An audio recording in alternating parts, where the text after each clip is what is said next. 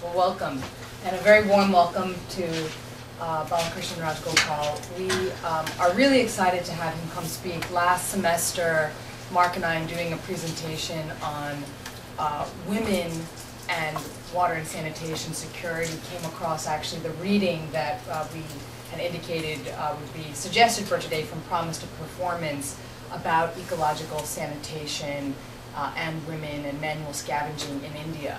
And we were delighted when he agreed to come and talk, and he has a really fascinating background, has his trainings in law, has an SJD from Harvard Law School, is at MIT where he focuses on a variety of related issues to law and development, including displacement as a result of development, corporate social responsibility and labor standards, rights to housing and land, Dalits and sustainable development, theory of development as a justice issue, and has authored numerous books and articles. One article I liked the title, Lipstick on a Caterpillar, about the Human Rights Council, and has authored International Law from Below, Development, Social Movements, and Third World Resistance, a book, and co-edited International Law and Third World, Reshaping Justice, and has just a really broad, interesting set of experiences that I'm really delighted that you're going to be able to share with us today. So welcome.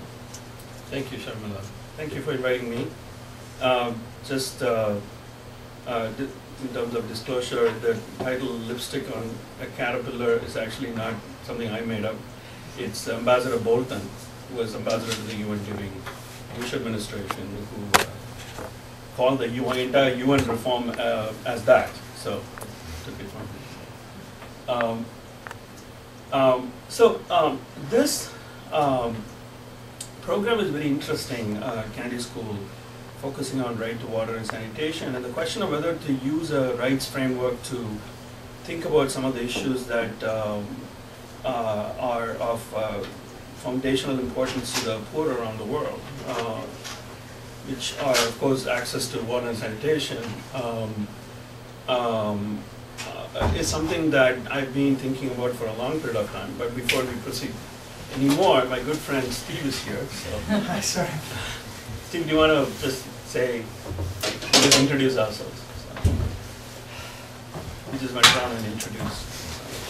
Well, faculty fellow at the Carr Center, that's my greatest claim to fame. Okay. But as you probably already mentioned, that we're co-editing the handbook. Not yet, but.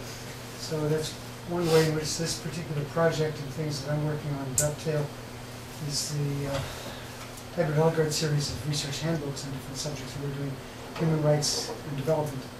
So this is one of the themes. You're going to be smashing some myths, I think, of development and human rights. And our book is trying to pull together the best minds from around the world who put thought into this. This will be one of the issues as well. Right, one of the issues that we want to have a chapter on is sanitation, which typically doesn't find a place. Even in a chapter that deals with water and sanitation, it's typically mostly about water, and sanitation falls by the wayside, as you know. We want to just, anything that is too important to be clubbed in together with water, so it needs to be treated on its own. There is somebody doing water, you know, so this project, I'm going to talk from this project, and what it was that it was a partnership with an NGO called Navsarjan, which is a leading Dalit rights NGO in India based in Gujarat, and they have been working on a related number of issues, a variety of issues relating to Dalit rights for years. They were established in 1988 and have been doing incredible work. The chair of the NGO, the founder of the NGO, Martin McQuan, is a winner of the Robert Kennedy Memorial Award for Human Rights. And they just do amazing work. Besides being an NGO, they're also a kind of an organization which is a nodal point of a larger Dalit rights movement across the state of Gujarat. For example, they have field level operators and staff and community workers in more than 2,500, between 2,500 to 3,000 villages in Gujarat. So, our partnership was, it had a specific purpose. It was to help Navsarjan in something they had been working on for a long time, which was how do you eliminate manual scavenging. Now, for those of you who are from India or know about India, you know what I'm referring to, but in a sense it's the practice of employing a subset or a subgroup or a subcaste of Dalits to manually clean human waste and toilets, essentially. And this has been a practice that has been in existence for as long as people can remember, possibly hundreds if not thousands of years. And this population of manual scavengers are also among the most impoverished and the most disabled in terms of virtually every possible human development indicator that you can think of. They're right at the bottom. So the reason why we came together was Navsarjan approached us partly through a partnership with the Robert Kennedy Center because they were getting frustrated with the whole battle against manual scavenging. They were actually a legal and advocacy NGO, and they had done all that they could to try to force the state to meet its obligations, which was that there is a right to sanitation on the one hand, but there is also a right to be free from manual scavenging. There is a legal duty incumbent on the state of India to end the practice of manual scavenging because it's dehumanizing, it's terribly it's in terrible contrast to the goals of equality and equal protection under the Constitution, and it basically offends human dignity of the group of Dalits that only they and nobody else gets to do this task, and that worse than that, very few of them have been able to escape from this occupation and find alternative employment because of social and other barriers to mobility.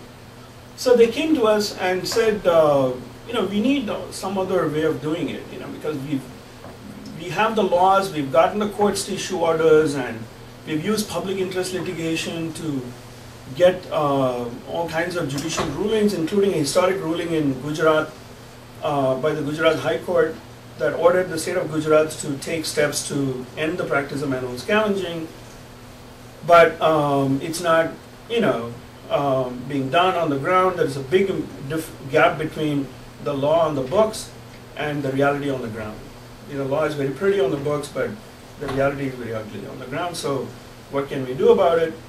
So we said, well, we'll come with you, and maybe when we sat down together and we started discussing how we can approach this, what they came up with was an idea which we liked, which was that let's pick a pilot project, a village where we have been already working in terms of consciousness raising and bringing about change, and we'll introduce something radical.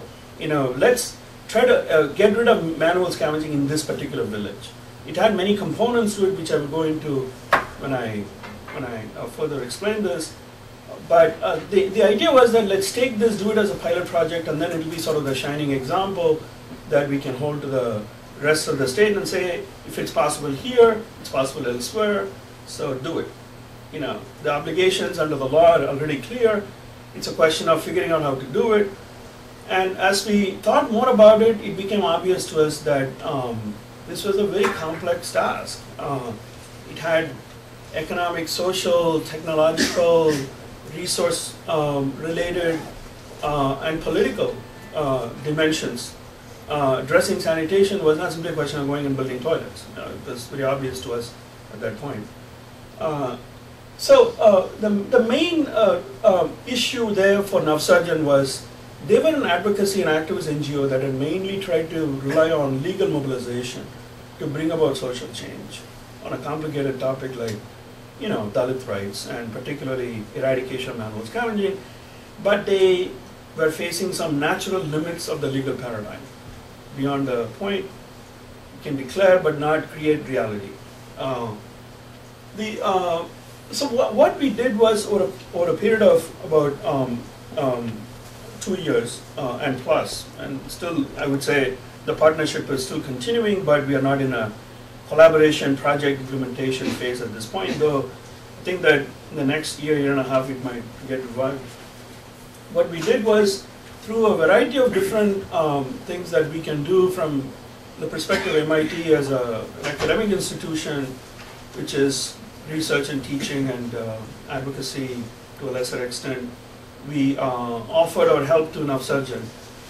Teaching was an essential part of it because to carry out the sort of activities that Navsarjan expected us to do, for example, do a socioeconomic or health survey on the ground, things like that, I needed a good graduate student team to work with me to come up with the protocols and the tools required for conducting this sort of field work. And I was fortunate to be able to find incredibly talented students both at MIT and in the first team. In fact, I was able to draw on the huge advantage of Harvard and Tufts as well, drawing on students from Harvard School of Public Health and from Tufts School of Health and Nutrition as well.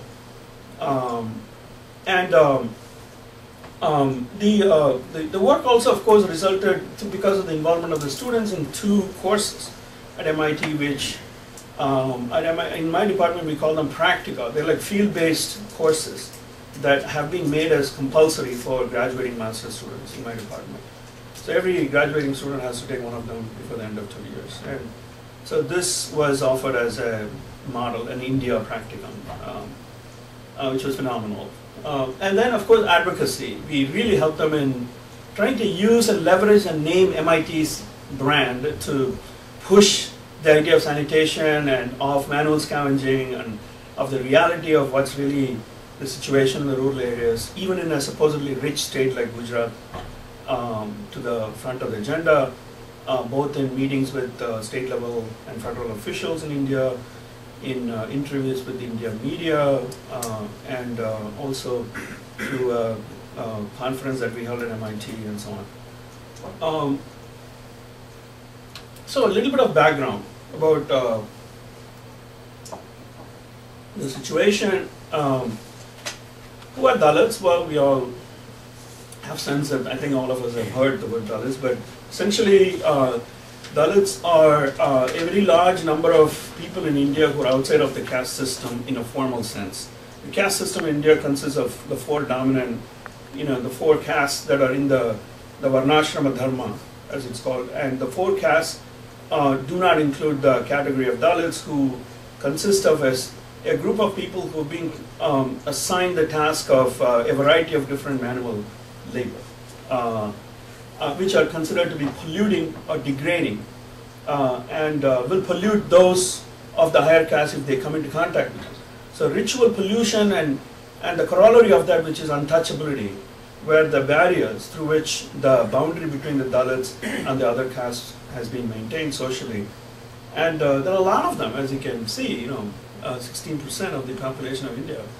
And in some states they've emerged as major political force as well. The most prominently, for example, the rise of Mayawati, Chief Minister of Uttar Pradesh, the most populous state, is a Dalit.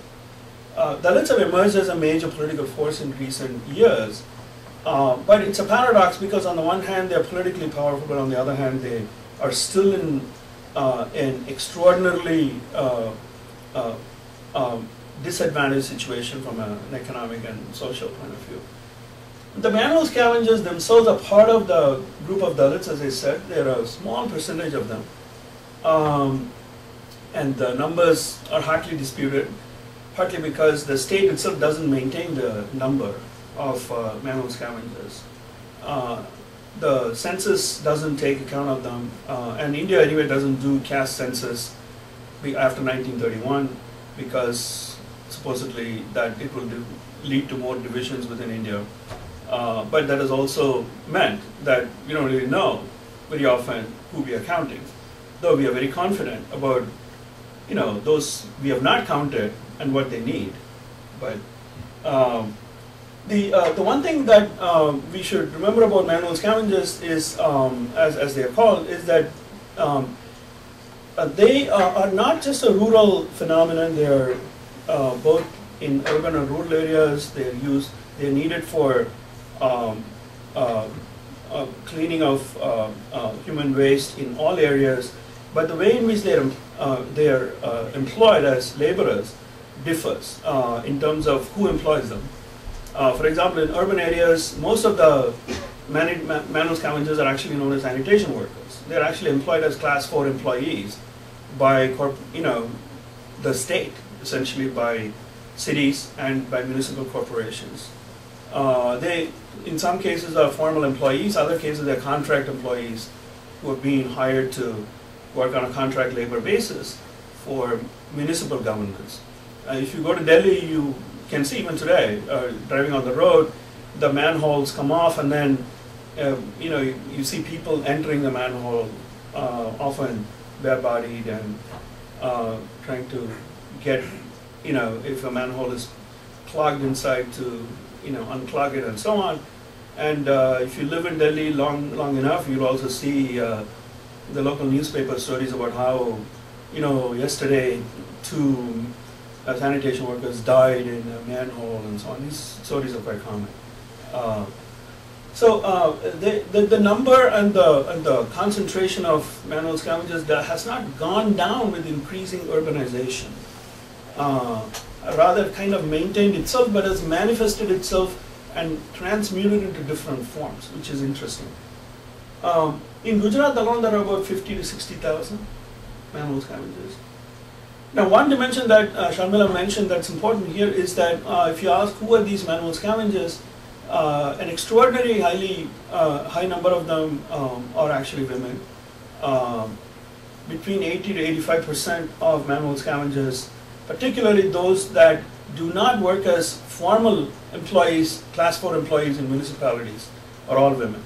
If you concentrate only on those who have a formal employment with the municipalities as class 4 employees, you will find that in fact a disproportionate number of them are men, but not otherwise. So it's an interesting way in which the best jobs, even within the sanitation workers, which because they're state jobs, they have pension and they have higher salaries and they have certain level of protection because you can unionize, are actually reserved for the men. So the legal efforts have been, as with most things in India, most social reform efforts in India, fairly robust.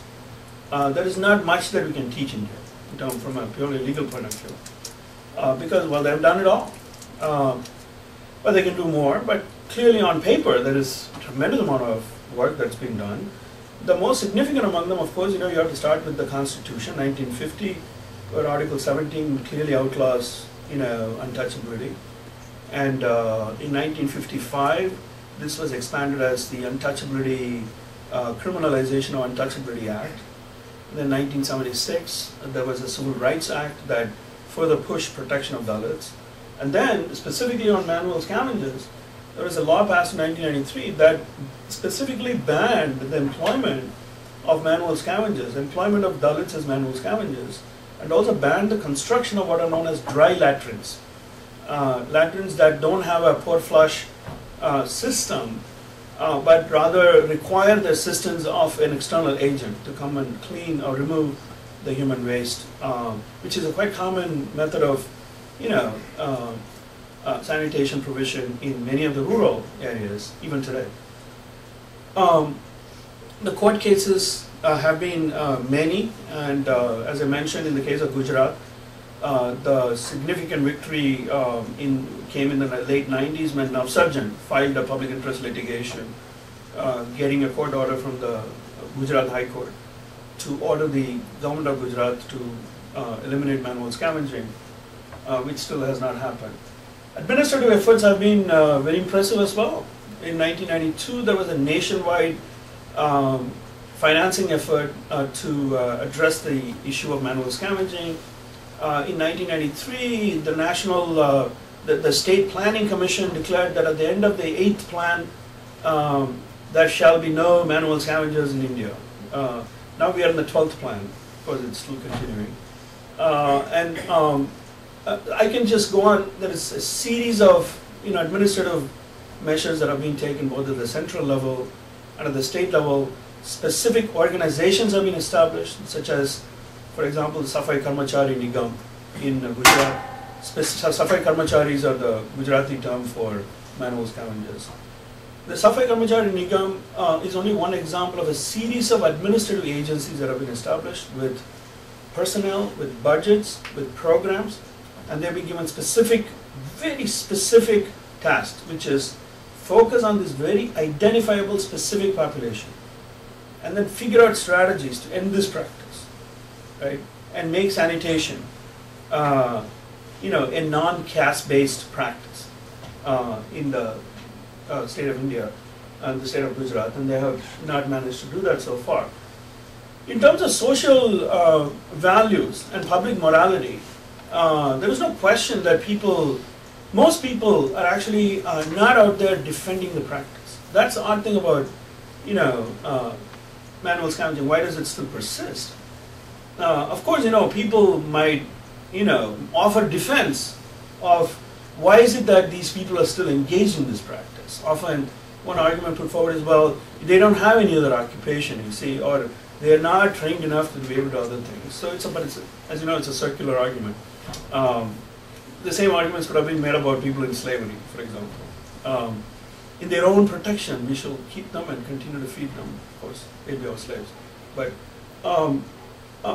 in terms of public morality, right from Gandhi, who called it national shame, all the way to now Manmohan Singh, who has specifically targeted and talked about open defecation, of India's continuing problem with the whole unresolved issue of sanitation, even as India's an emerging economy and is seeking a seat on the Security Council, and it's of course a very powerful, influential country. It sees itself as a global player. But something as fundamental as this, the fact that it's not being achieved, is a matter of great deal of anxiety among the ruling class. Manmohan Singh certainly is part of that as well. So our work in Gujarat had a very specific set of goals and objectives. Eliminate the practice, working with Navsarjan. Rehabilitate manual scavengers, because they do need alternative employment. Very often that involves figuring out strategies for training them perhaps with alternative skills, to put them in touch with alternative economic networks and so on. Objective was, as I said, to do all of that in Paliad, this Gujarati village.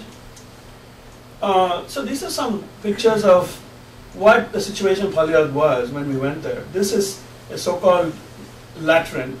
This, by the way, is in a Dalit area. As you can see, it's not being used in a while. It looks like a historic ruin. But it's actually a government-constructed latrine without any possibility for any flushing. Of course, it's just a hole in the ground, essentially covered by walls. This is the situation of where the sewage goes.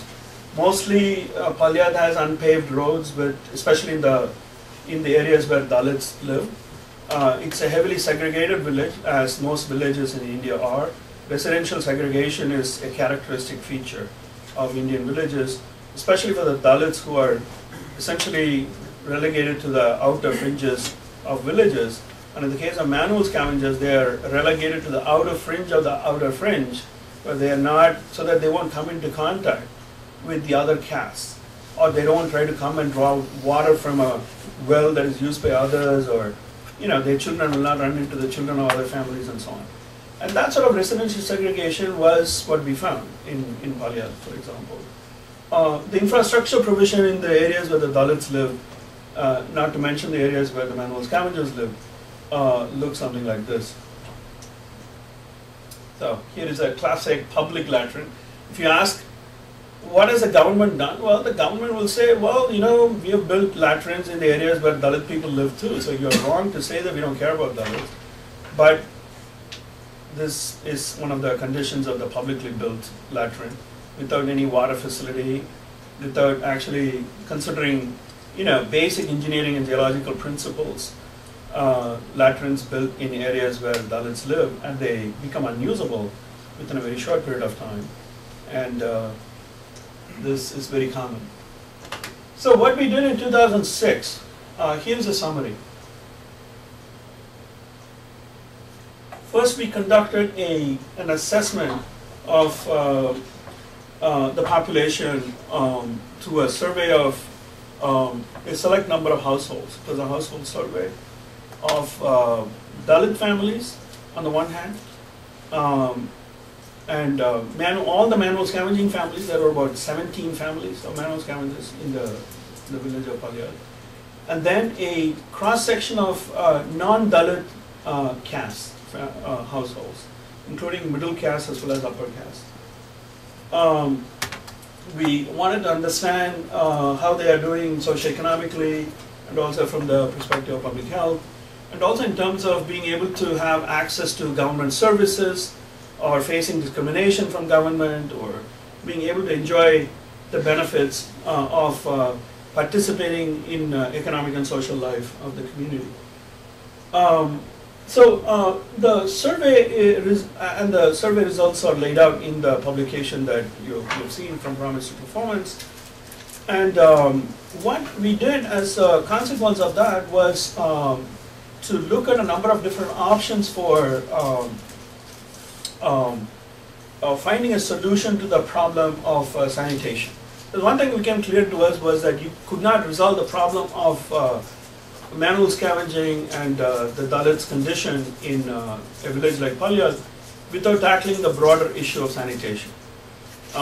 It was basically a demand and supply issue. As long as there were families that were willing to pay manual scavengers to do the work, and that's what manual scavenging families have done, nobody has any incentive to move to anything else. The families who have been benefiting from this practice, they wonder why should we spend money to build a poor flush latrine when we've been perfectly happy using this dry latrine and somebody else comes and takes it away.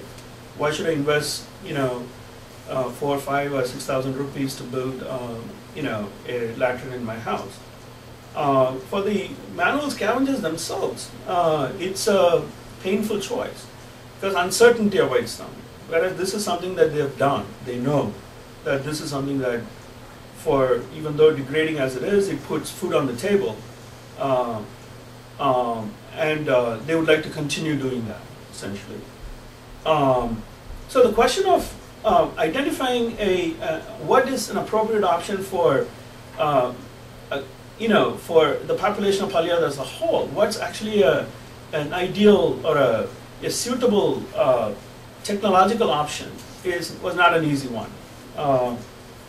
As I'll explain more later, this village is in a part of Gujarat that is so water scarce that introducing a poor flush latrine, for example, or creating a centralized grid system, for example, with underground sewage systems and so on, was going to be enormously difficult, if not impossible. And that kind of decentralized living arrangement, in which governments, if you look around for examples of decentralized arrangements like this in villages where governments have successfully introduced grid systems, essentially conventional sanitation options, in fact, there aren't many at all, because they're very costly. They're very prohibitively expensive, and it's hard to know where the water is going to come from. So one of the reasons why we suggested EcoSan in the context of Palyad was to pluralize the options available for sanitation. For a variety of reasons, EcoSan made sense, and I'm not going to go into all the merits and demerits of EcoSan, which we tried to lay out and argue for in the report. But anyway, since then, EcoSan itself has become part of a further range of options that Navsarjan has embraced, including introduction of biogas and other modes anyway. But that was one recommendation. And then further recommendations included the ones for awareness raising, particularly among the non-Dalit population of the village, an understanding of why embracing a new technology is in fact in their own interest, and it doesn't cost them anything. In fact, they stand to gain over a longer period of time.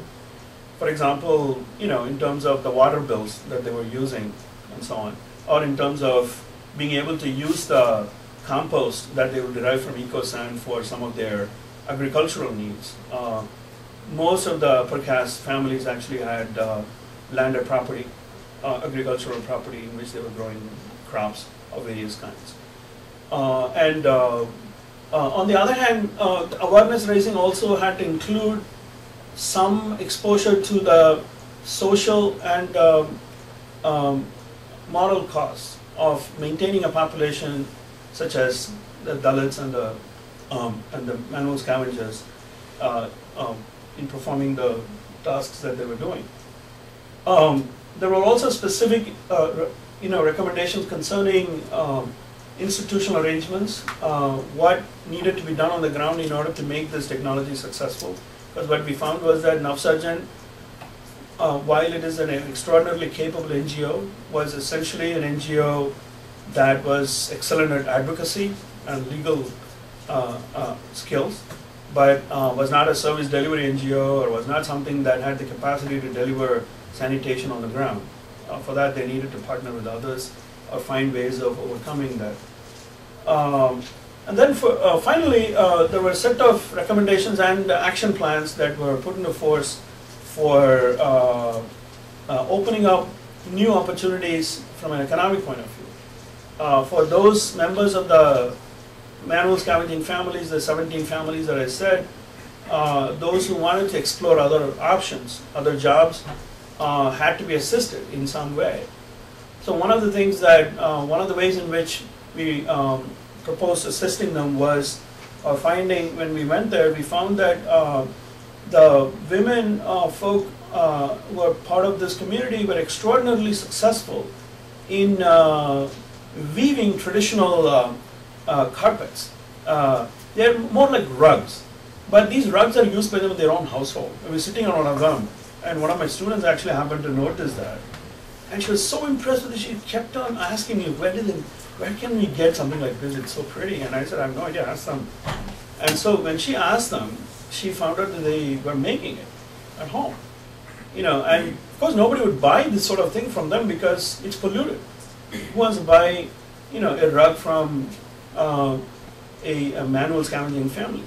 So one of the things that we did was to work with Navsarjan to find a kind of an outlet for this, to place their goods in, shops in the cities, either within India, or maybe link up with fair trade networks in some ways, to find and market them as niche products, to increase their income, for example, on a household level. And that's still, it proved to be an easy thing to propose, but it's been enormously complicated to actually do it in practice, I can tell you that. There are 3 students of mine who got really involved in it, and 2 of them set up an NGO to do this after they graduated. That's Jai and Shakti in the previous frame. Then we went again in 2008, by which time we found that there are numerous obstacles that Navsarjan had run into, some of which of its own making, others not, in carrying out the recommendations that we had made and things that we had tried to kickstart with it. One of them was the local politics had changed significantly. See, one of the main reasons why they chose Palyat was because they had been working on Palyat for years. So the population knew them, they knew who they were and what their agenda was, and they had social capital there. But at the same time, they also had forced Palyat to do things by getting a court order to demolish, for example, the so-called Vada latrines, the dry latrines, which under the Gujarati, the law, the 1993 law, is illegal in India. And luckily for them, a year before they got involved with us, the local panchayat elections were held, and a Dalit got elected as the leader of the panchayats.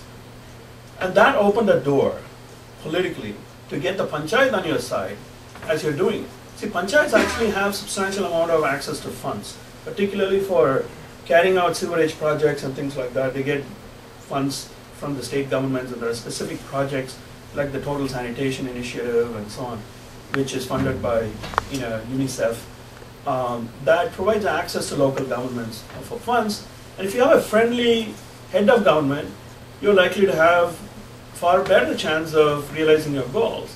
Unfortunately for Navsarjan, The year after we came and went in 2007, he lost in the election. He was out of a job, and the guy who was elected in his place was, let's put it this way, a feudal, essentially from a feudalistic family which saw the entire Dalits as, slaves to be maintained in perpetuity. And so it was a backward, sort of development. So one of the things we did when we went was we went and looked at Polyad and the progress that had been made, the obstacles, and we made a series of recommendations. One was to reframe sanitation as a women's rights issue, instead of, trying to frame it only as an issue of manual scavenging, and then using the 1993 law, using an equality and equal rights framework under constitutional law, to try to reframe it in a different way. Perhaps to try to maybe build more coalitions between the women of the Dalit community and the women in the other castes, if at all that was possible. The second was that we found that Navsarjan itself needed to undergo some changes, including in the organizational structure that they had for implementing this project. One of which was, to give an example, the gender composition of the manual scavenging team. The organization was divided into a variety of different areas, one of which was in charge of manual scavenging, campaigning for it. And, it was a fairly large team. The problem with that team was that it was almost entirely male, whereas most manual scavengers in the state are actually women. And one of the things that we said was perhaps there are ways in which you can bring more women who do work with Navsarjan in other areas to bring about a different approach to engaging with the manual scavengers. Because they've been having problems really mobilizing manual scavengers, even though it's a Dalit rights group. As I will explain later, one of the problems was that within the Dalit community itself, there are all sorts of divisions between people who are seen as relatively more privileged Dalits and other Dalits who are seen as less privileged. Particularly the manual scavengers are at the bottom of the scale.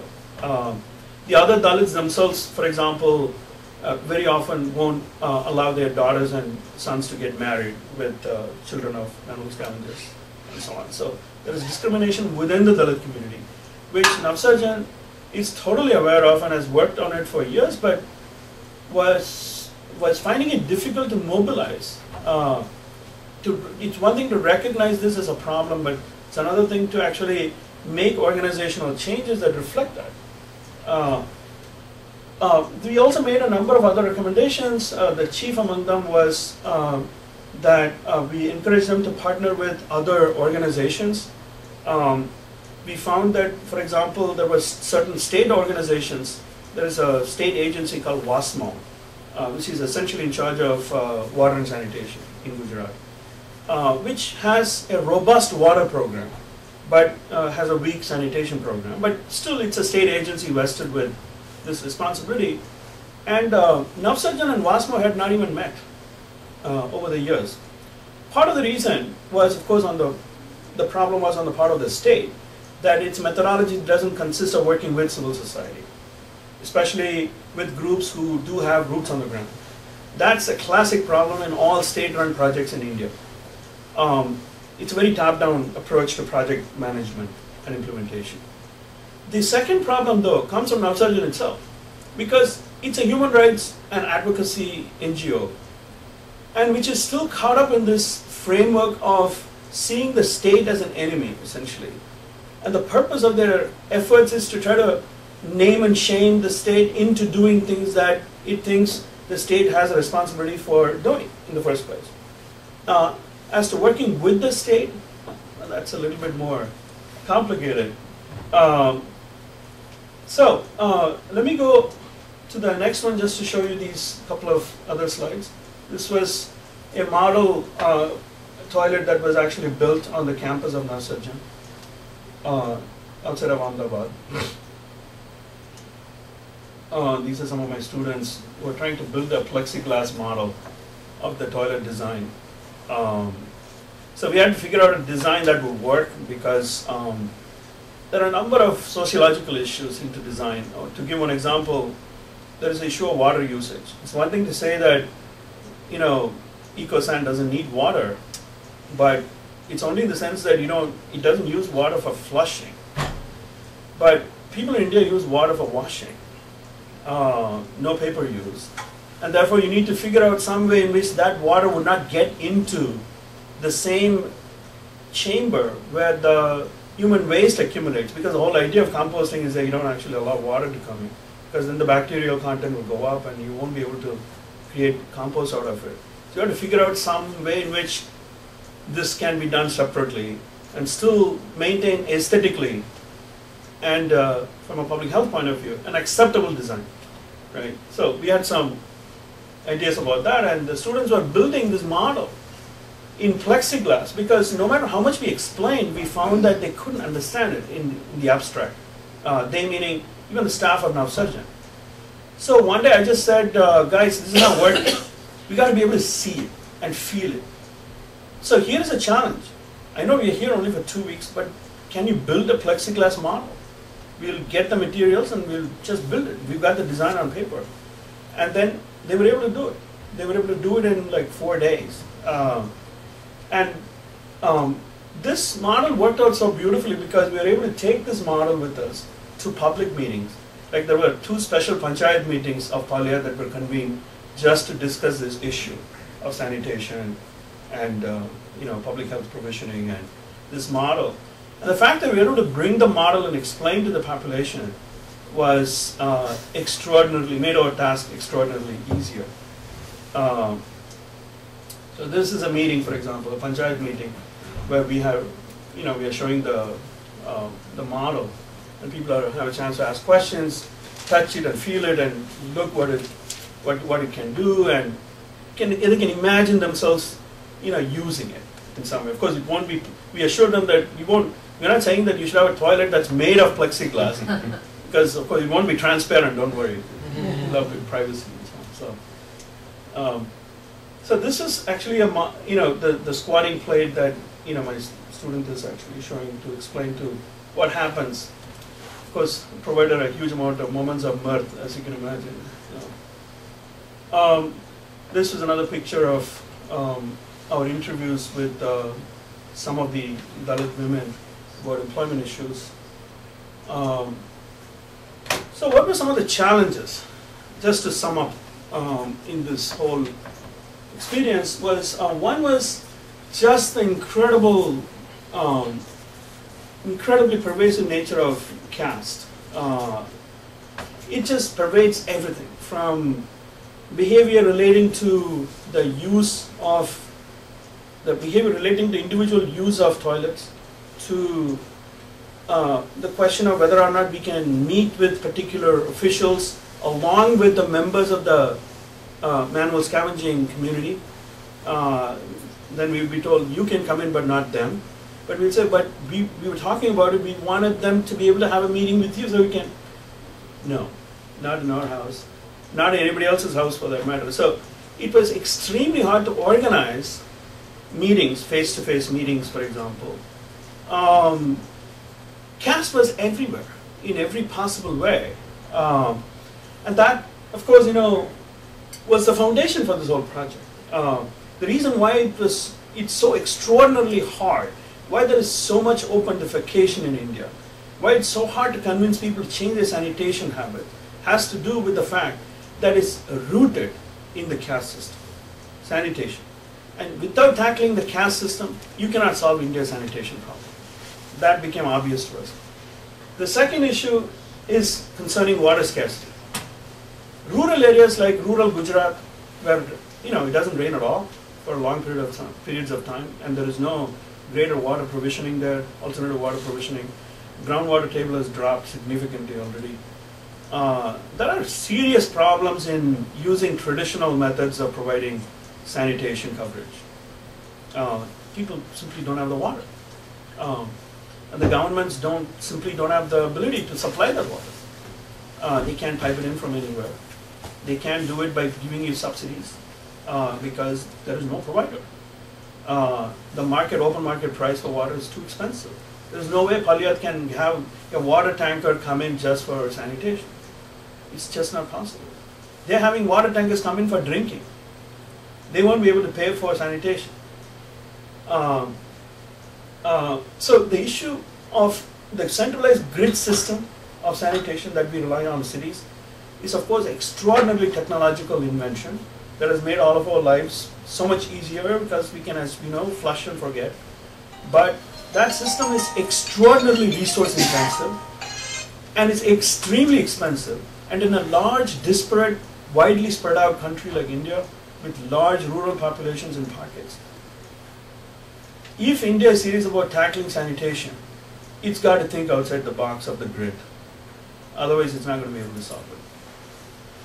The third issue is the local state, which is an extraordinarily important player for implementation of projects. But as long as the local state itself is captured by caste, and as long as transparency and accountability is not possible because of the high level of corruption in the state system, there was of course, a classic politician-builder nexus, as we found in the entire taluk, not just in the village. In fact, the village is embedded within a larger matrix of corruption, in which the taluk officials are hand in glove with a builder mafia.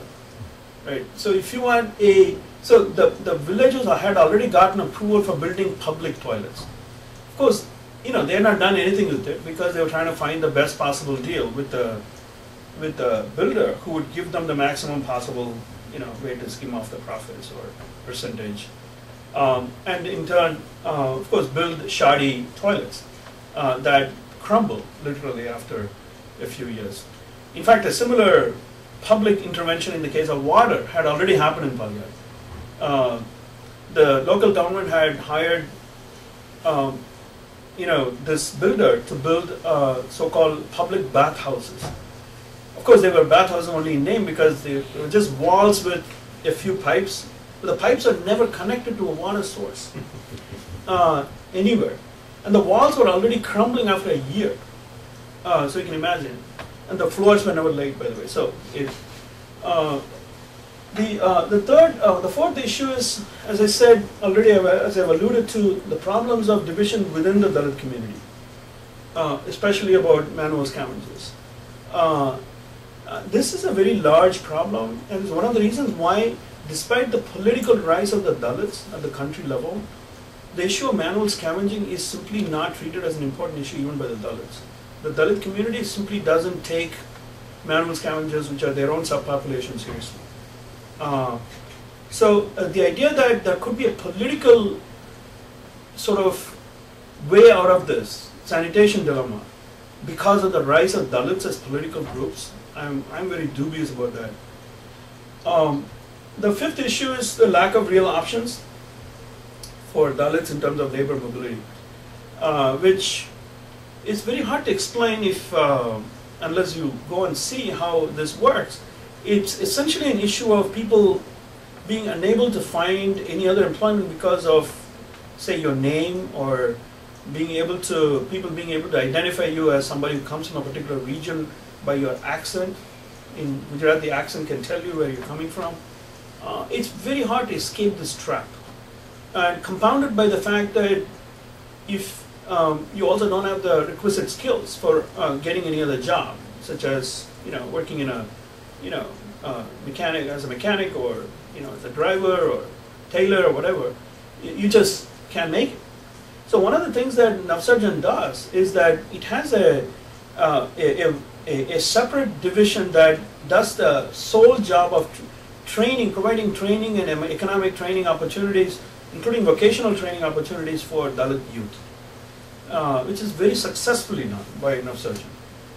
It's called Dalit Shakti Kendra, which you can imagine is a very powerful term. Shakti is power. Right? So,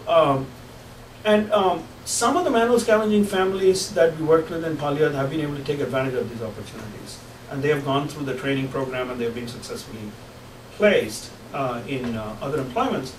But the fact of the matter is that this is proving to be a huge issue Finally, the limits of groups. Navsarjan as well as state groups, state agencies. Navsarjan is an advocacy group, and it didn't want and it doesn't want to be a service delivery agency. That's not where its comparative advantages, and it won't do it. But there are others who will do it. But figuring out how do you collaborate with them opens up a whole can of worms that challenges perhaps your own organizational philosophy.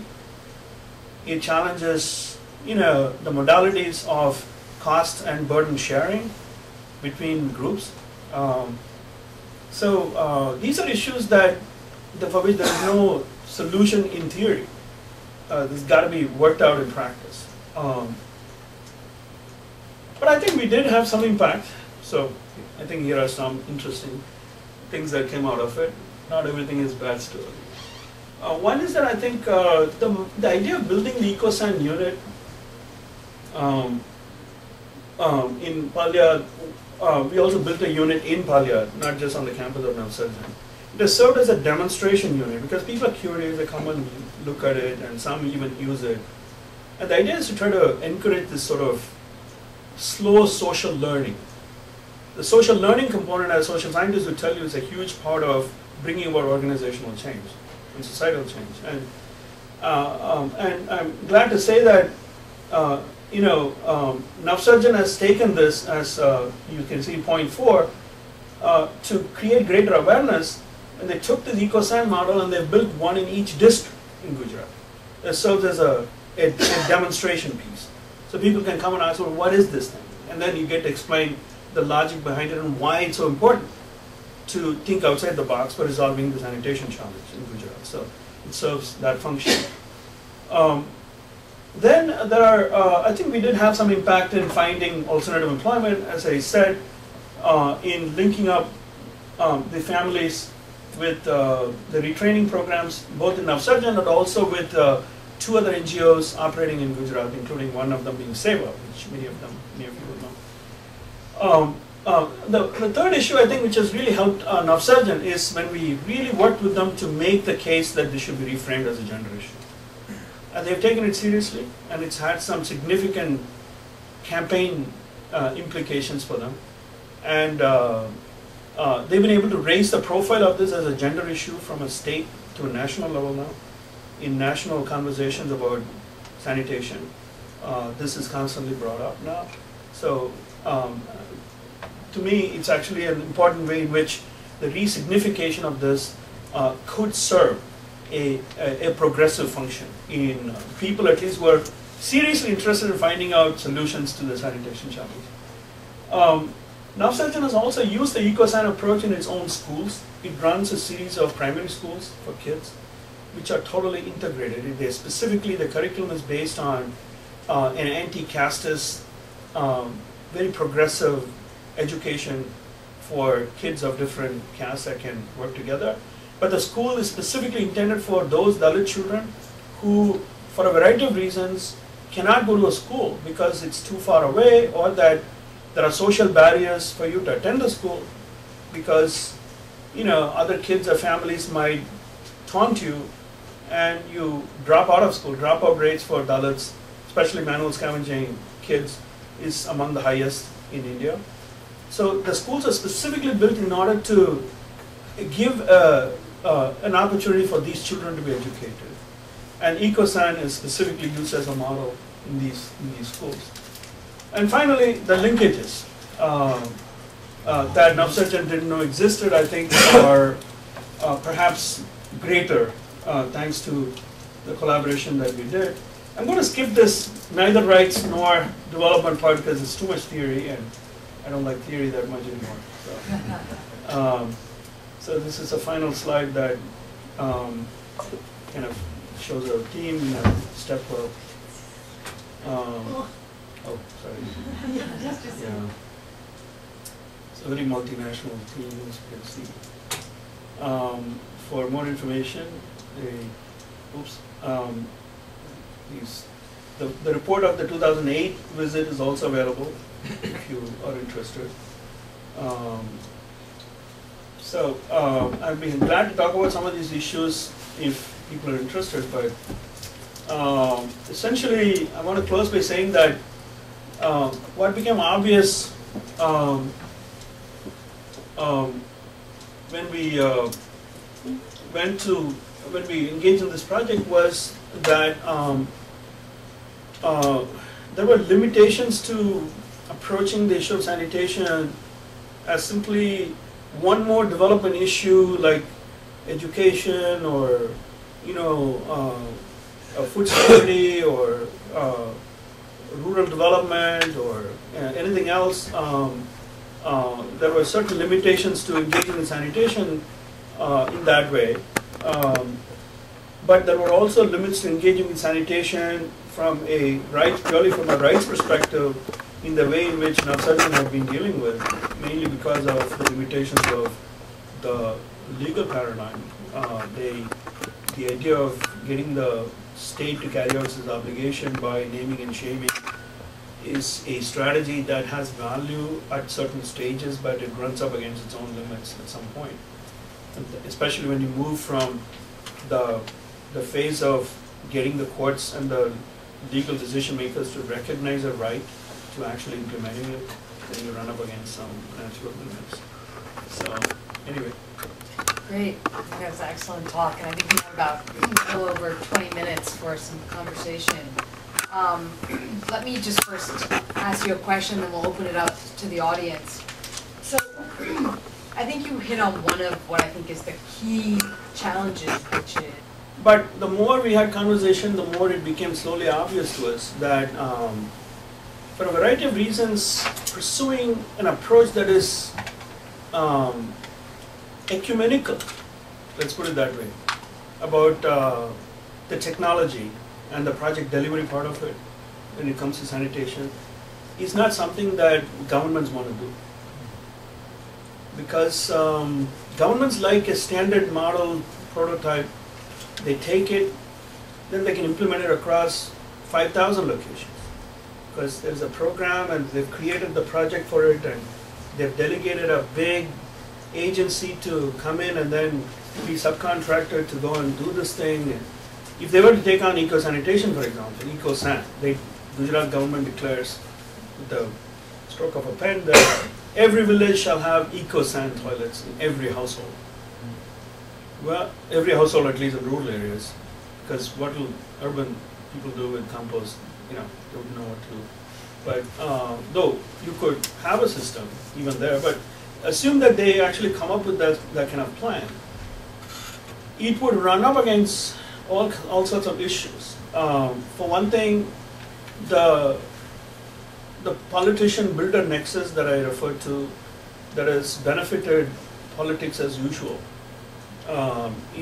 especially in construction, is something that would be extraordinarily hard to break.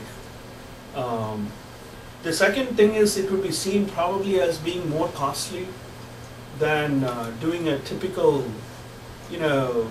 pour flush unit, which under the Total Sanitation Initiative, for example, is estimated at a bare 1,200 rupees per household, which any family can tell you is simply not enough. But that's how it is budgeted. Okay, so just to keep that figure down, so that it looks affordable, right? And in some villages, in fact, for 1,200, you may be able to build some sort of dig a hole and then have, a temporary structure in which you can provide privacy. But EcoSan, if done well, will cost more. Our estimates ranged anywhere from the lower end, at least 2,500 to 2,600, to on the upper end, depending on the material that you use. If you use, for example, the higher end masonry, that's the most expensive you can do, it will cost up to 6,500 rupees. Yeah, all rupees, not dollars. And that would be hard to do unless you expect the households to pitch in a bulk of the cost. But getting the households to do that is a complicated issue of program administration. You can do it. In other contexts, in other countries like Mexico and Brazil, there have been examples of governments getting the families to contribute in return, matching it with, for example, programming funds. Even the much lauded Bolsa Familia program, for example, in Mexico, they did that. But those are enormously difficult to implement in the Indian context because of the social nature of sanitation and the embeddedness of the caste system in it. So if it's not that when we talked to the Gujarat government, we didn't encourage them to pursue other things. In fact, we encourage them explicitly to work with groups like Navsarjan, which does have a presence across 3,000 villages, to work with them to do it. Now, the Gujarat government, I think, has two barriers there. One is the barrier of political economy, of project implementation, which we just discussed.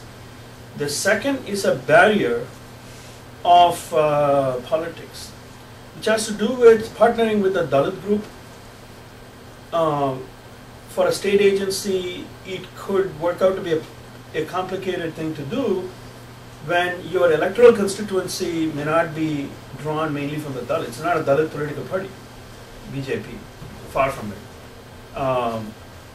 It could create some issues in terms of being able to work with a group that is a group that explicitly exists for advancing Dalit rights. This issue, in fact, came up in a meeting with the WASMO officials when they were trying to suggest that perhaps they could work directly with us, MIT, but cut Navsarjan out of the loop, which we were unwilling to do. But so. Okay, we'll go here first and then we'll go around. So go ahead, please. I'm a Dalit myself, and then many of my neighbors were, when I was a child, they were manual scavengers. I partially disagree with you because in my state, Andhra Pradesh, we had a chief minister in 1999, from 1999 to 2004. We had surplus rice production in India in those days. So what he did was food for work. So what he did, he gave around 200 to 300 kilograms of rice to each household to construct toilets on their own. And today, almost 70 to 80% of the households in Andhra Pradesh, they have their own toilets, and then they are cleaning their toilets themselves. So the problem has come down from almost 70% to 25%. It's not the issue of Navsarjan not being powerful, but it's the issue of political leadership, being sensitive to the entire problem. We had a visionary chief minister, and then in those days, in 1999, Vajpayee was prime minister. He was liberally giving rise to my state, and then the chief minister had a vision that if at all we have to solve any problem, this will be the first problem and easy to solve. So he gave powers to all district collectors, and then they got it done on massive scale. Within 5 years, they could bring it down to almost 40%. That's very impressive. It's very impressive. There is no doubt that political leadership plays a major role. I agree with you. In this case, many would credit Narendra Modi as being politically very savvy, and certainly he's credited as being a very capable administrator. BJP is trying to project him as a future leader in case they win the election and so on. So it's not that capacity is lacking, then perhaps political will is lacking, or political vision is lacking, like what you're saying. But I also wonder if what works in one place, we can simply take it as a model and do it elsewhere. Because part of the problem about project implementation in general across the world, and this is doubly more complicated in the case of India because of the caste system in the area of sanitation, is that blueprints that travel as though there is no difference between locations generally don't work. That approach doesn't really. This is one thing that we grapple with all the time in my department. As planners, constantly we run up against this reality of planners having the best possible plans and project designs, and there's something that worked here doesn't work right in the very next village, or one thing that worked in one city in this country doesn't work in another city, which seems to be similar in so many ways, demographically, educationally, economically, but then somehow it doesn't work. So I think that we need to be more humble when it comes to traveling with models in our pockets. So I'm I'm kind of hesitant to go along with the implications of what you said. But I agree with what you said about political leadership. It's a key issue. And my example of the Dalit, panchayat leader, is in fact, it affirms what you're saying.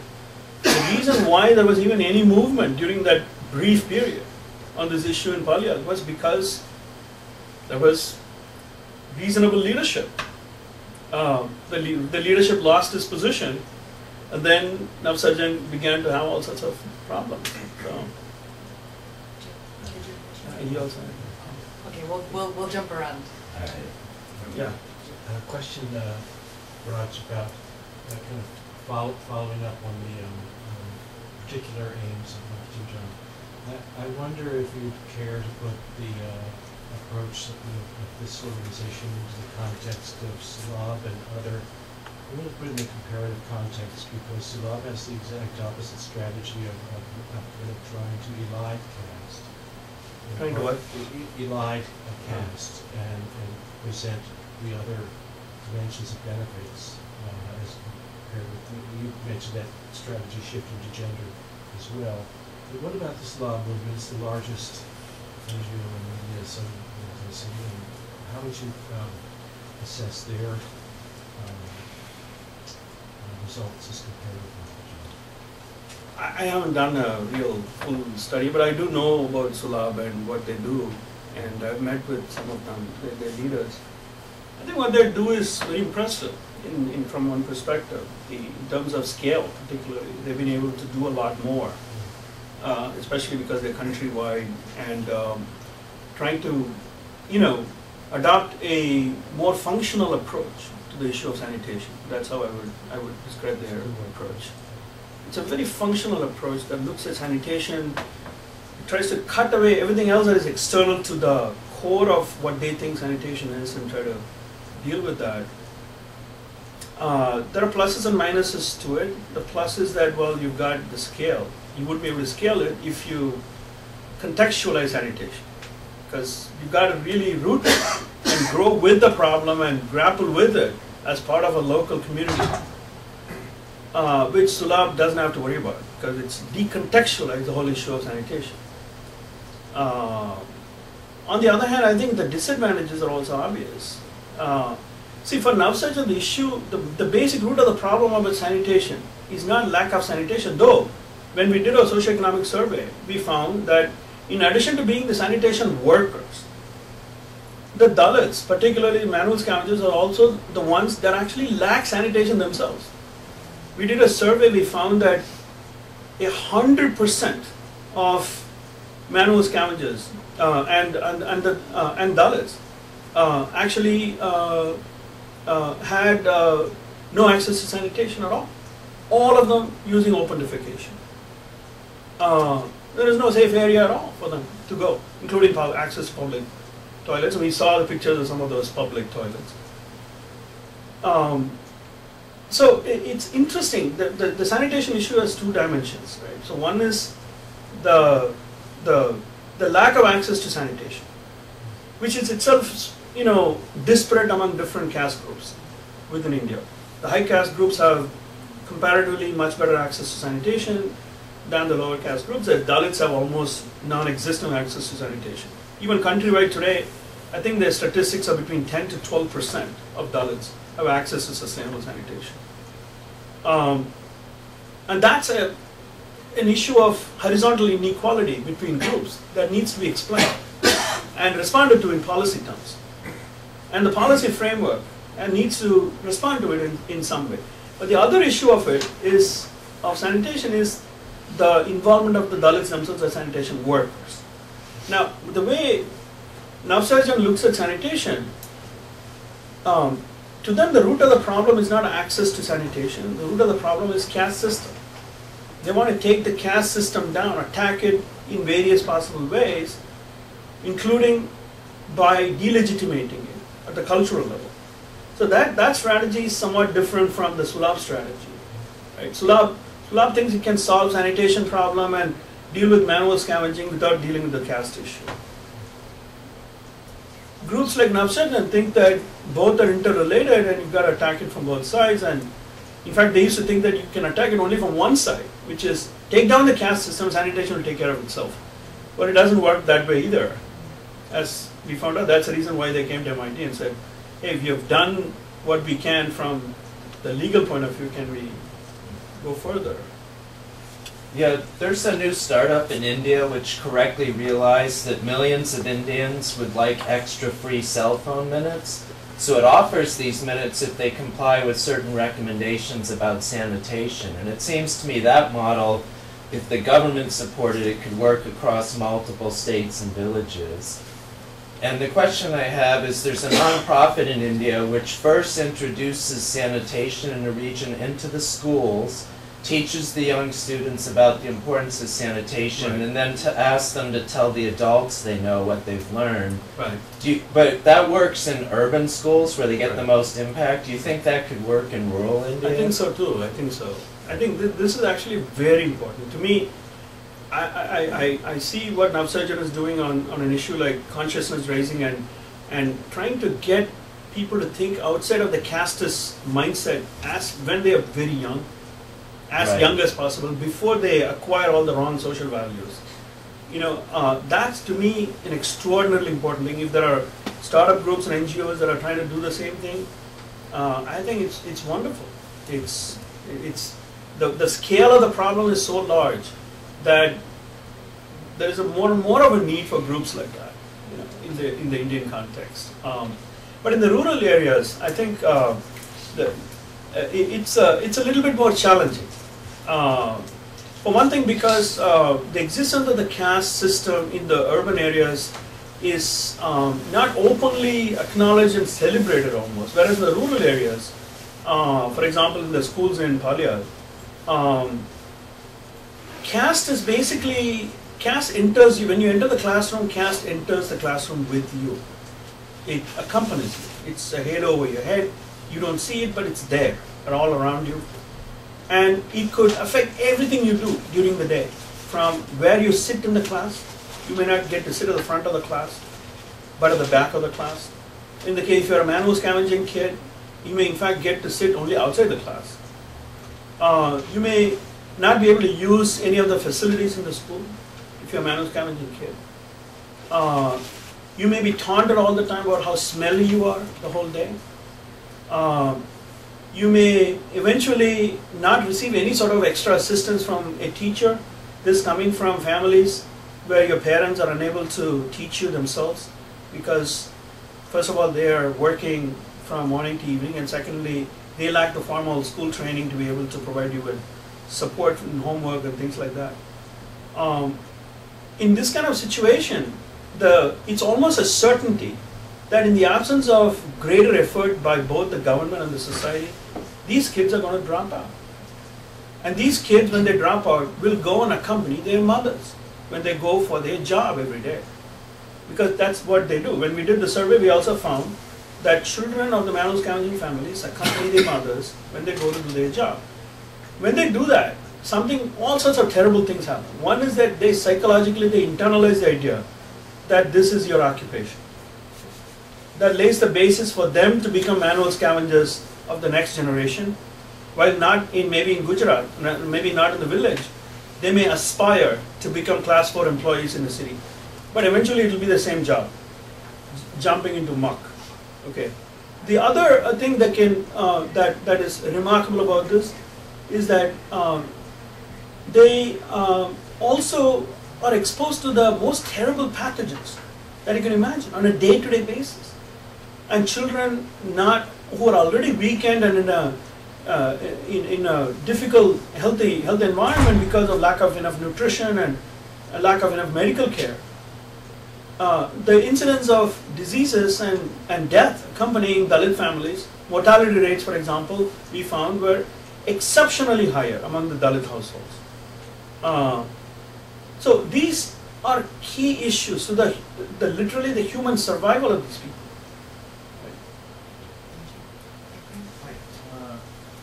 I do not understand the technology completely, but can you tell us like how the toys built with EcoSan technology address the issue of manual scavenging more than normal toilets? And also, like, what are the other criticisms you face in your field?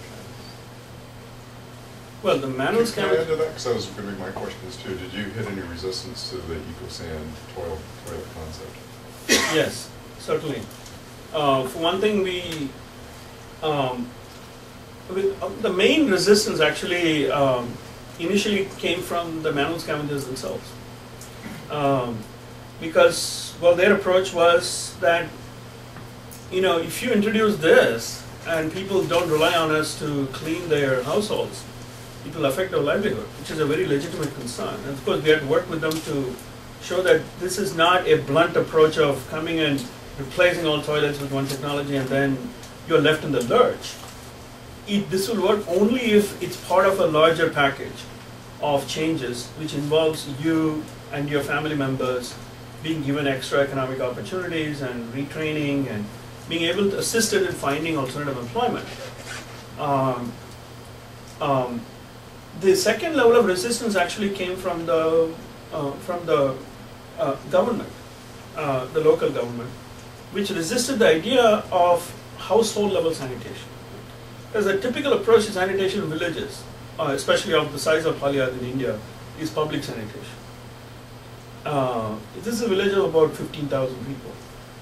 So the approach is typically to say we're going to build a bunch of toilets in the middle of the village with public money and everybody will get to use it. And we'll build one in the Dalit area, one in the, in the Patels, the area where the Patels live, another in some other area. And this is of course buttressed by the political economy argument. There is the builder politician excess, and of course they would like to build big toilets that collapse after a year maybe, but it's what keeps the grease running. And so, so one of the things that we had resistance to was the idea of household. So many of the local officials, when we talked to initially, were skeptical because they said, oh, these people, they don't have space inside the house to put the toilet. Well, we said, well, we went and looked at their houses, we did a design and we showed them where they could be accommodated and how they could be accommodated and why it won't be in the way, why it won't smell, because there are issues about whether you can bring the toilet into the house. Some of the more conservative, middle class family like Patels, for example, they have some religious and caste issues about having toilets inside the household. That's why it's typically houses, if you look at the layout of the house is in one place, then there's a courtyard, and then on the back of the courtyard is basically where you have the toilet. It's physically, there's a physical separation from the toilet and the rest of the house, especially the kitchen. But we assured them, we showed models, we built this thing and we showed, and that was one way in which we tried to overcome. So there's certainly a lot of resistance to the idea. But in terms of the technology itself, EcoSan is a catch-all term for many different types of technologies that can be used, but what unites them is the idea of composting, essentially. That human waste can be turned into compost and be used in a sustainable way, and urine can be captured separately and be used in a sustainable way itself. There are families that do that around the world. It's very popular in Scandinavia, for example. EcoSan is used widely in Scandinavia. There are even people here in the United States, including a very prominent one who I shall not name, who uses EcoSan in her household. I don't have the permission to use her name, but not that it's a big secret, I think. But it's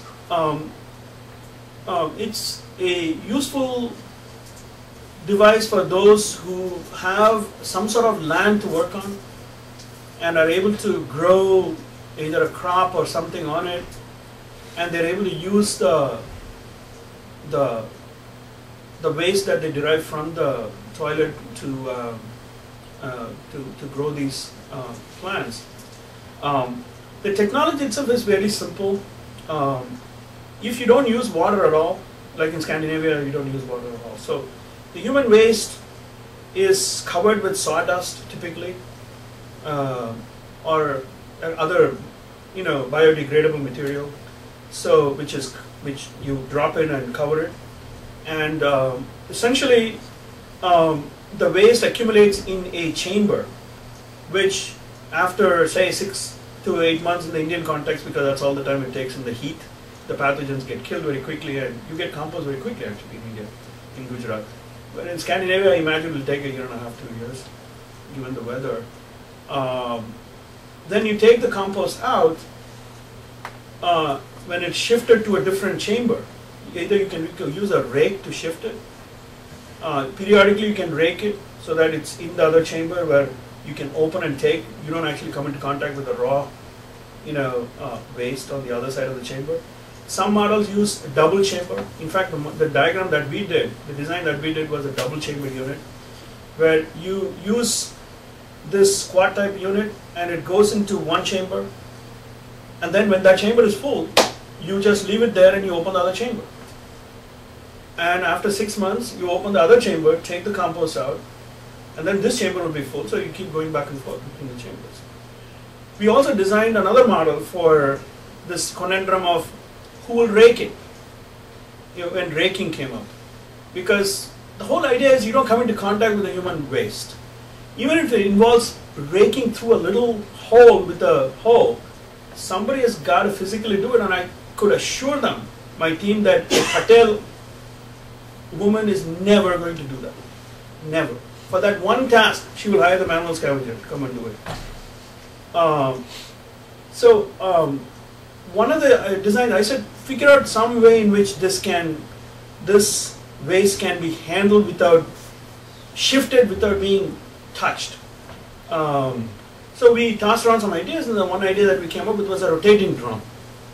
So waste collects and then is connected to a handle, and then handle alone is outside. You don't see anything. You just go rotate it, and then it falls down, and the other side comes up, and it's kind of easy enough that way. But there were many issues about rotation and rust, and anyway, let's not get into that. And the cost involved, because it turned out that there was no drum readily available in the market. You have to actually special order it, something like that. And that would have cost a huge amount of money, driven up cost, and we dropped that suggestion mainly because of the cost. We wanted to keep it low in our proposal. So technically, if you need to leave, you can. It's 5:30. But since this is an engaging conversation, if it's all right with you, maybe we'll go for another 10 minutes. Oh, sure, but I have to leave because I have a 7 o'clock. Okay, so admissions just meeting. a couple of, maybe we'll take both questions at once, and then you can answer them and wrap up. Okay. That sounds good? Just, how did you handle the design issue of washing and the water for that? Yeah. Was that put into the Yes. urinal? Yeah, the yellow,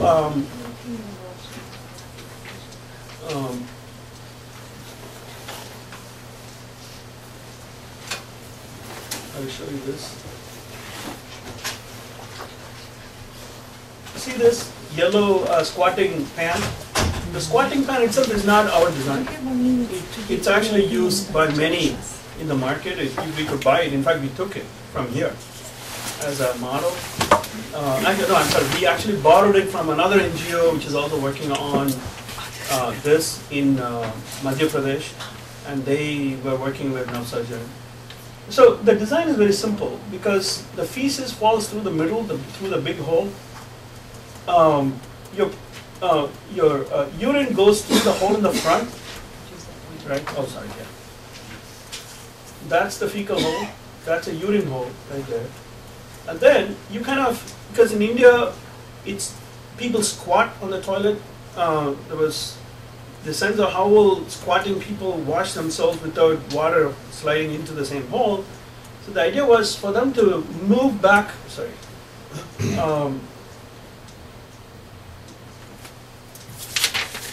move back a couple of steps after they use it, and then wash themselves, and the water would go through that hole over there.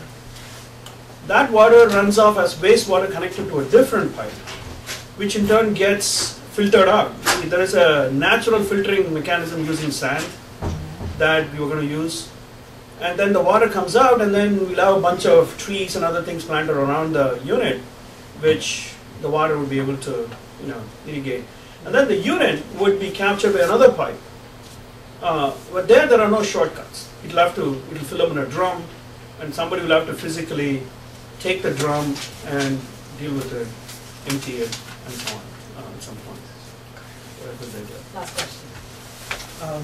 I too had an example that my limited experience is that of IRAD, the Institute for Rural Research and Development, and their efforts to use sanitation as the main starting point for local organization around development issues, obviously in a different setting.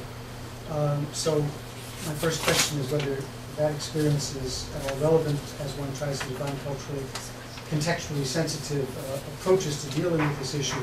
But I was also struck, obviously you called the rice part theoretical, and you gave an enumeration of a kind of a 6-point clarification of the limitations that I found extremely interesting as constituting a sort of framework for examining these things. And what I would like to challenge you with is whether or not these same practical sets of limitations, each one of which could very well have not a theoretical but practical rights approach. And they are, of course, culture, caste issue, resources, lack of water, governance, local, regional, and national, labor, alternative work opportunities, interests, as expressed through local conflicts among groups, and mobilizing civil society.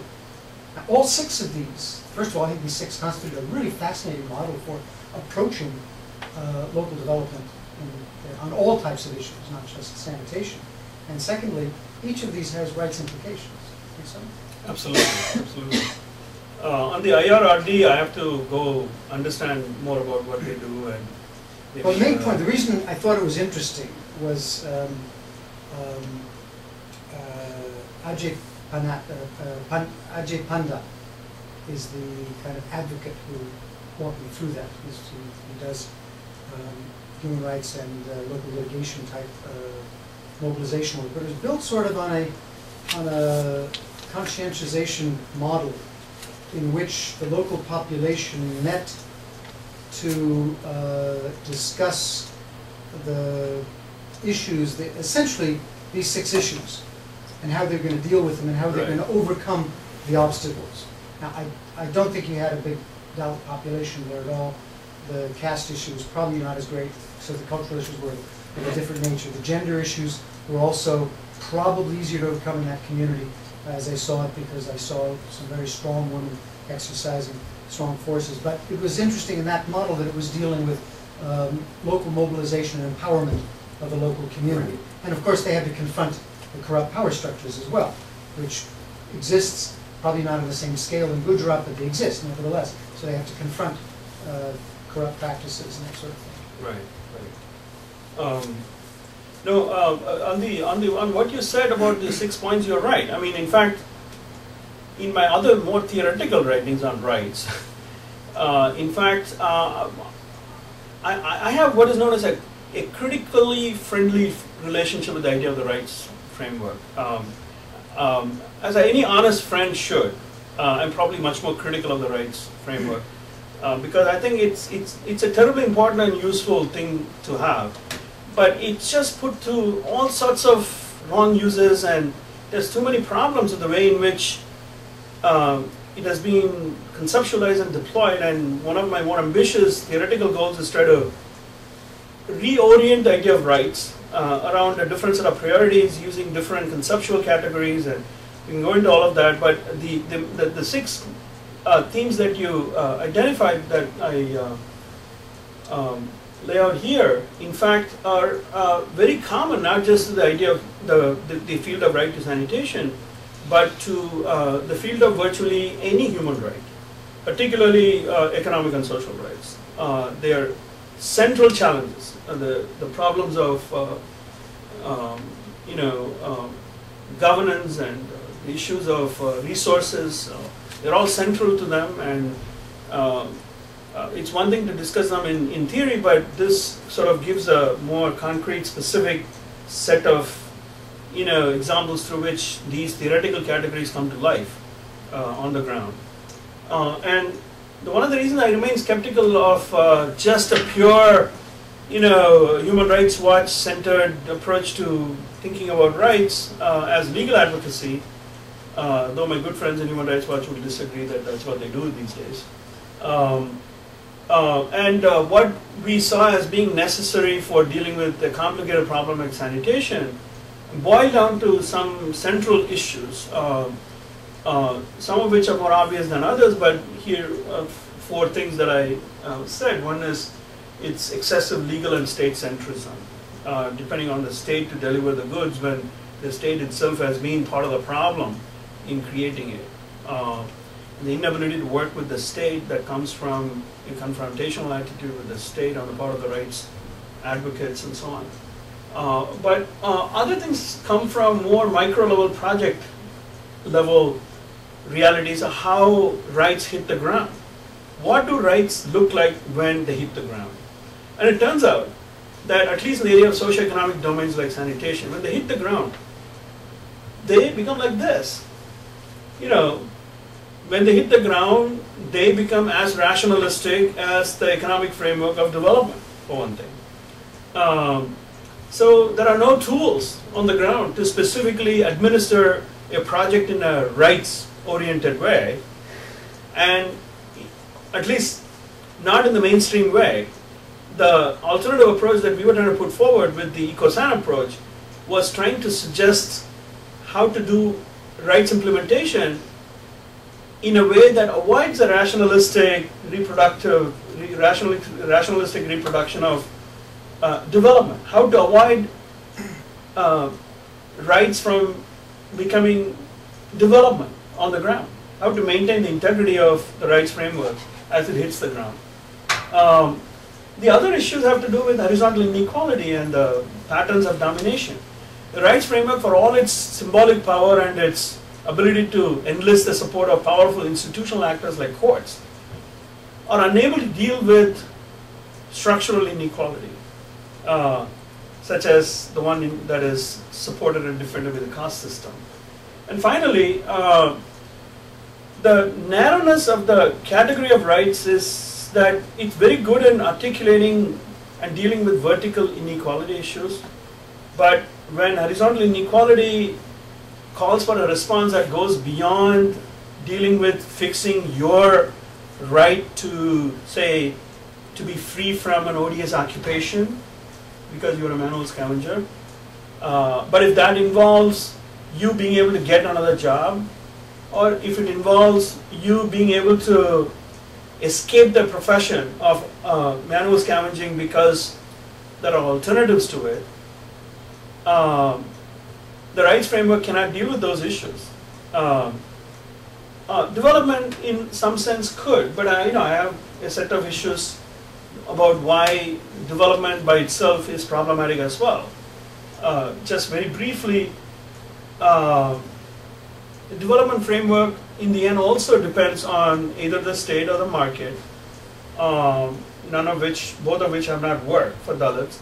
An alternative change agent is needed, and we don't know who that change agent is. In this case, it could be civil society with a collaborative relationship with the state and the market. But how to bring that about? It's an extraordinarily complicated issue of institutional design, which we barely began to crack. We haven't quite gotten it yet. The second thing is the rationalistic assumptions in the tools of the trade in the development field, particularly as projects hit the ground, are still so dominated by the rationalistic approaches. For example, cost-benefit analysis is typically the tool used for thinking about sanitation. Now, if you apply the CBA approach to polyol, what you would come up with is a recommendation that says that because most of the density of the population is actually in the middle of the village, and that's where most of the community lives, and the Dalits live in the peripheral areas in a more dispersed way, it makes sense, more sense, to actually put together a grid system that connects the households in the middle of the village, but not extended all the way out. Because from a cost point of view, per household level, you won't be able to justify the cost of extending it all the way. But that will defeat the whole idea of why sanitation is a human rights issue. So the CBA approach, the cost effectiveness principle. So you just contradicted your previous point. By saying the rights framework doesn't help, here you're saying the rights framework is actually going to rectify not this defect rectify, but of the rational. well, the rights assumptions framework, of development. well, the rights framework is not going to rectify, at least the way in which it's traditionally formulated. Provides a corrective on this It's a rationalistic corrective, but to rely on it as though it's that missing link, that it's the alternative to development, which is often a mistake that people commit. No, I didn't say that, but I think it's a good example though of how you do resort to a rights framework to explain why CBA would be the inappropriate approach to deciding where you're going to put it. Absolutely, and I resort to a development framework to criticize rights. So I poach on both. The third issue is, lack of sanitation. If you look at it, the UN Millennium Principle, it's all about lack of political will, and which is important, and funds and so on. But the word social, for example, I went through the principles. I think is barely mentioned in 2 principles. I think principles 3 and 8, barely.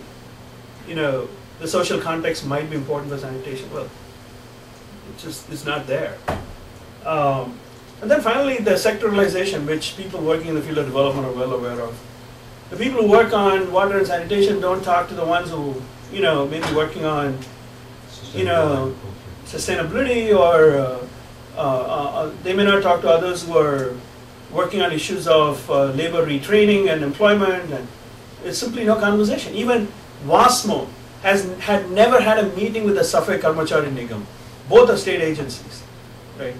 So when we were talking about sanitation, I asked the WASMO, so who do you think really lacks sanitation access in the state?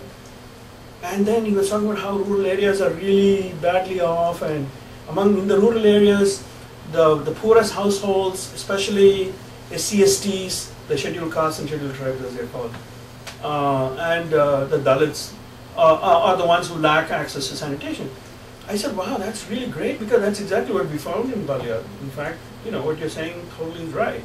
I said, by the way, have you talked to the Safai Karmachari Nigam? Because they want to get these people out, and they have all sorts of program funds to help these people find alternative employment when you're trying to change sanitation behavior. And he said, oh really? Okay, so that's a level at which it was. So a classic illustration of lack of communication between the sectors. Right? So on this note, I think we just opened up a pretty interesting conversation that hopefully will be continued in the near future. Please join me in thanking our speakers.